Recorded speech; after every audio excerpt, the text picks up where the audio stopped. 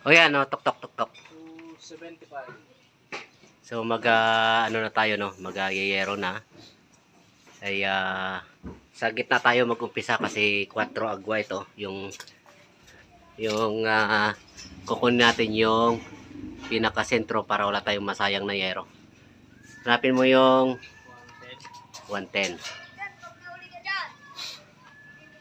So hanapin yung 110 para makuha yung sukat papunta sa baba, para makuha yung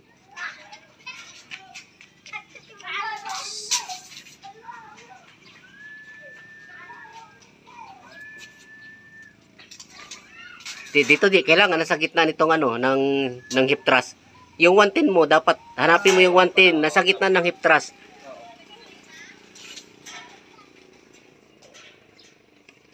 Oh, yan. Yan, guhit. Wala kang chokstone. Oh, okay na. Pila pa ako eh. Yan. Kung hanapin yung 110, Wala pa ako. sige, mag-add na lang ako diyan ng tapos kukunin yung sukat sa baba. 162. 160 to. Dapat may listahan ka. Oh, sige, try pa lang naman yan. 160 to. Ay, yung pinakamataas. 275. Okay. Wala pang makakunya na. So, sige, wala pang allowance para doon sa gutter. So, ganun magkuha ng mga lodi ng sukat ng yero. Kukunin mo muna yung pinakamahaba papunta doon. So, bahala na lang mag-add na lang ng 7 cm para doon sa may gutter. Then hahanapin yung 110 kasi 110 yung lapad ng yero. Pag nakita yung 110, magsusukat papunta doon sa baba. Yun, makukuha. Insaktong tabas na yun. So sa gitna, laging mag-umpisa sa gitna para yung matabas dito ay mapupunta sa kabila. Para wala tayong nasasayang na yero. So ganun dapat. So lista mo na kasi parehas lang naman yan. Yung anong sukat dito sa kabila, malamang ganun din ang sukat sa kabila. Lista mo na lang. So mga lodi, mag-start tayo mag-yero at bago namin inaakyat yung yero, kagaya nitong agwa yung design ng bubong natin, ay dito parang sa baba ginugupit na namin. Sinusukatan namin sa taas and then gugupitin, babawasin na para hindi na mahirap maggupit sa taas. At share ko lang sa inyo, yung yero na to ay sukatan mo nga, Jay. Kadalasan kasi ng yero ay doon sa dulo. Kadalasan ng yero kasi ay 110, pero ito ay mahaba. 115, no, ayan oh. Ayan, 115 ang haba ng lapad ng yero. So may group siya na 1, 2, 3, 4, 5, 6, 6 groups, pero ito ay manipis, no. 0.3 yung nipis ng yero, at ito ay walang babae, walang lalaki. No, parehas yung kabila niya, saka dito sa kabila ay parehas, no. Kaya kahit balibaliktaran ito, walang problema. So, hindi ka na maghahanap pa ng kung saan yung sa ilalim o saan yung nasa ibabaw. Okay ka na, Jay. Abot ko sa'yo, Jay. O, akit na tayo sa taas. Okay mga lodi, no, pagka nag-yeyero kayo, gaya nito, kahit maliit lang pero matarik, no. So galiin yung mag-safety first, no. Gaya ito, meron tayong harness at lubid. So siyempre si Reggie yung mahawak ng ating buhay dyan, no. So kailangan pagka gagawa kayo ng bubong, yung kunin yung partner yung walang sama ng loob sa inyo, kasi kung may sama ng loob yan at binitawan yung lubid, ay sigurado tapos na ang kwento. So ito kasi ganito, napakawalan mo nga, Jay. Napakawalan po ito, yun napakawalanan. Then pagka sige, quit. Kapag okay na, gusto ka na, kapag may lubid ka, to kahit na anong gawin mo, hindi ka na matidulas. Pero kung wala yan, ay dadaos-dos tayo dyan. Matarik to, no? Madulas. Wala na pa ganito, marami nakabuk. So ganun mga lodi, no. Ingat-ingat sa mga ginagawa at safety first palagi. Okay? So ito na mga lodi, no. Ito yung literal na wala tayong sinayang na yero. So ito, itong ginaputol ni Reggie ay mapupunta dito sa itaas dito. At ang kasamahan kasi nito, isang buo ito, no? So ginawa natin 4 na parte. Yung iba niyan ay napunta na doon sa sulok na yun. So totally wala tayong nasayang na yero dito. So ito kapos ng 10 cm, pero kaya natong takpan ng ating ridge roll. So, at itong natirang isang yero, ito mapupunta na yan doon sa kabila. To yung mapuputol nito. Pag pinutol yan, yung kabilang side doon pa rin yan ikakabit sa side na to. At ito yung kalahati na ikabit na natin, yung kalahati nandito pa. So ganun mga lodi, no? So yung iba natatakot kapag 4 agwa o 3 agwas ang pag-iyerohan, dahil ang sinasabi nila maraming nasasayang na yero. Pero kung alam mo yung ginagawa mo at maganda ang pagkaka-layout mo, so walang masasayang. So ganyan ang magiging itsura niya doon pag kinabit natin sa taas. So ito aatras ito, J, kasi kukunin niya yung ano niya. Yan, aatras yan doon. Yan, kasi kulang tayo ng 10 cm, no?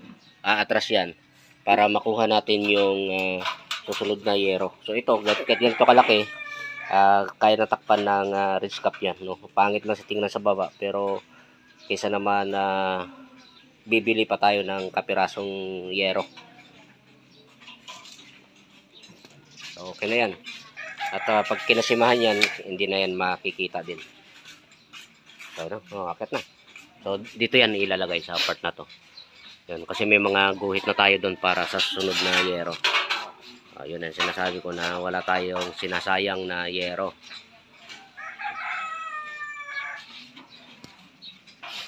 So ganito kami magsukat ng yero, no? Yung katapat ng ano na yan, yung dinugtungan natin ng yero, yung laping yan, doon tayo magsisimula ng magsukat. Then kukunin natin yung ano doon, malapad kasi itong ato natin, yung yero natin, 115 ba yun kinuha mo? Oo. 115, simula doon sa ang pagsukat ng ano dito, yan, sa loob nito, dito, yun, kasi ang overlap ng yero hanggang dito.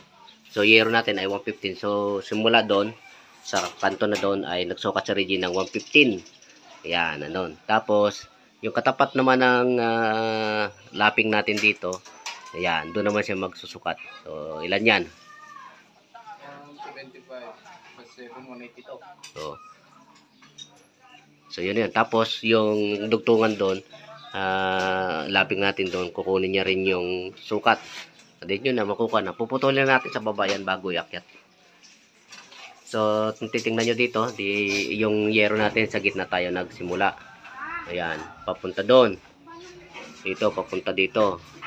So nagsisimula kami, pagka ganitong maliit lang, at 0-0 lang ang yero natin, sikapin nyo na magsimula kayo sa gitna para yung mapuputol nyo ay walang nasasayang. So sa gitna, papunta dito, then papunta din dito, din ang susunod naman, simula naman dun sa dulo, papunta naman dito, para yung bawat ritaso na mapuputol nyo ay magagamit kaagad, no? Hindi na yung maghintay pa kayo ng makakaroon ng ritaso na siyang itatapal nyo sa mga sulukan.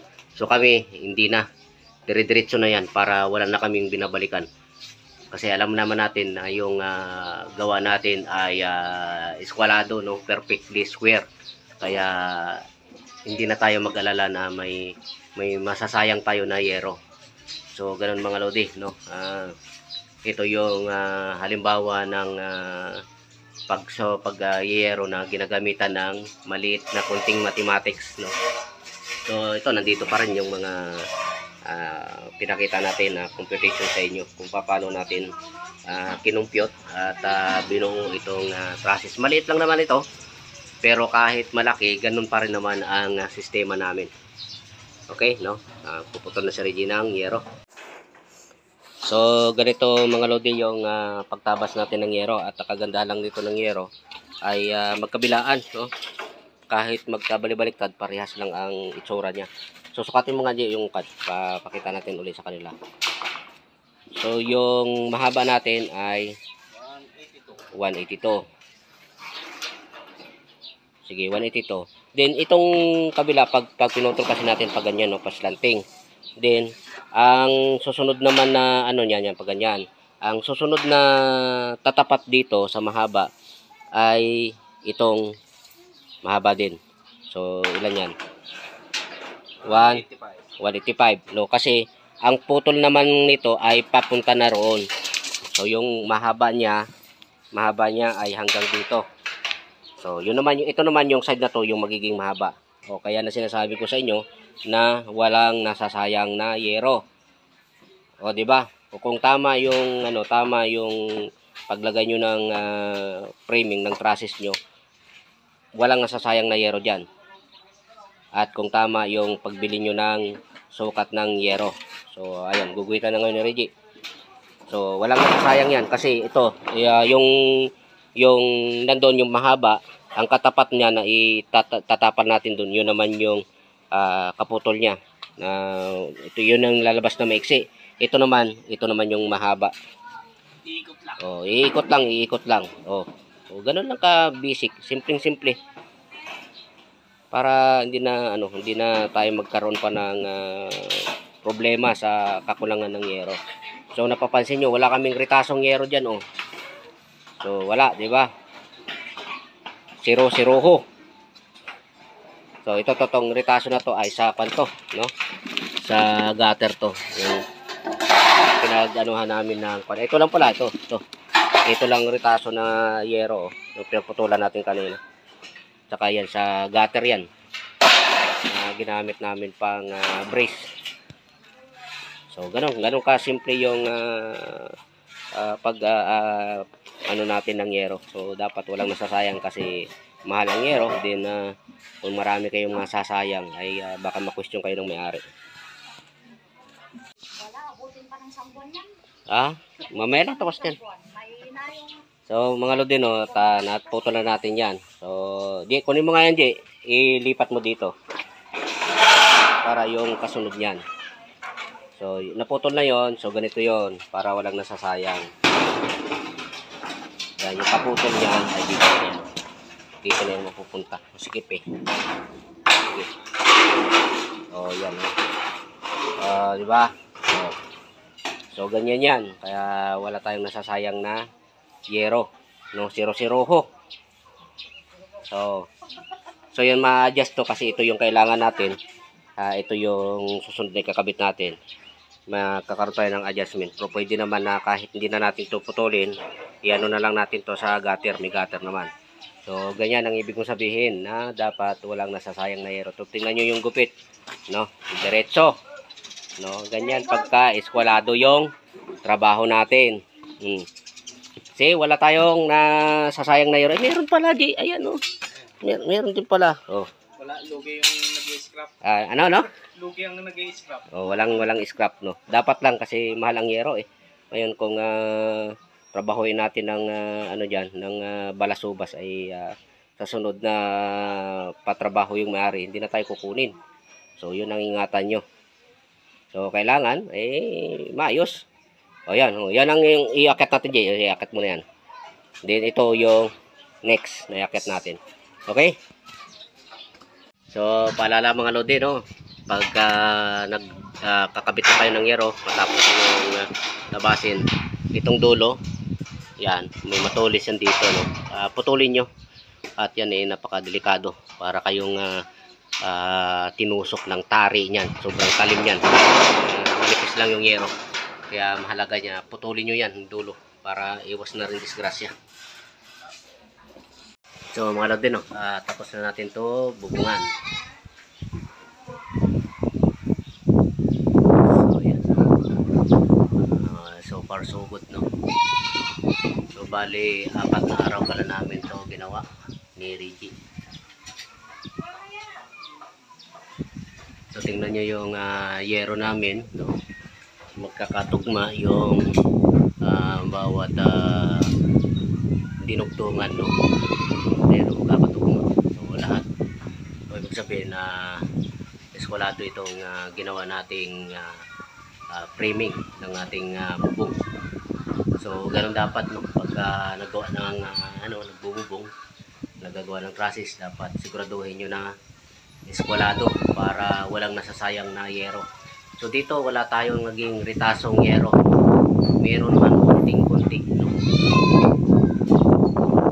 At siyempre pa yung dyan, yung pagtabas nyo ng yero dapat maayos para walang nasasayang. Okay, no? Siguro ang gagawin na lang natin dyan ay maglagay tayo ng dyan, cladding dyan sa ibabaw na yan para mabawasan yung height nito, kalibil ng sanipa o di kaya kalibil nitong bintana na to. Yan, para ito open na tong gagawin dito ay jello plus yung ikakabit paikot, no? Paikot para presko, kapag binuksan presko. Then kung gusto nila ipa-aircon pwede din naman.